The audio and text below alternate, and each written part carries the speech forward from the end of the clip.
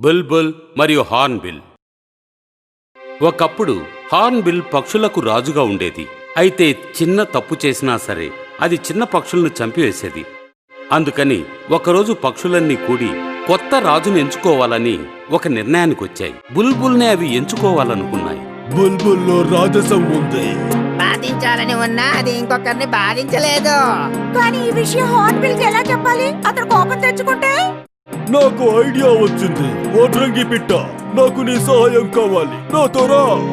కొంతకాలం తరువాత, చూడండి రాజా, మీరు ఒక పరీక్షలో పాల్గొని మీ విలువని నిరూపించుకోవాలని మాకనిపిస్తుంది. మీరు ఒక గట్టి కొమ్మ మీద కూర్చుని దాన్ని విరగొట్టాలి. లేకపోతే ఎవరు విరగొడితే వాళ్లకు మమ్మల్ని పాలించే అధికారం ఉంటుంది. చెప్పండి, ఏ కొమ్మ మీద కూర్చోవాలి?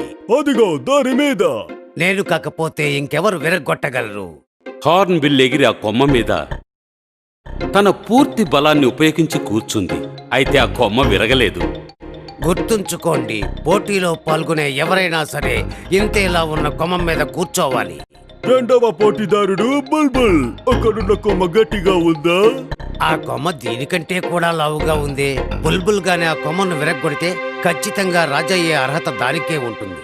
హార్న్బిల్కి తెలీదు బుల్బుల్ కూర్చునే కొమ్మను వడ్రంగి పిట్ట ముందే డొల్ల చేసి ఉంచిందని. అందుకని బుల్బుల్ దాని మీద కూర్చోగానే అది కొమ్మను విరగొట్టింది. ఓడిపోయానని తెలుసుకున్న హార్న్బిల్ అక్కడి నుంచి ఎగిరిపోయింది. అప్పటినుంచి బుల్బుల్ పక్షులకు రాజయింది. నీతి తెలివైనదే బలమైనది.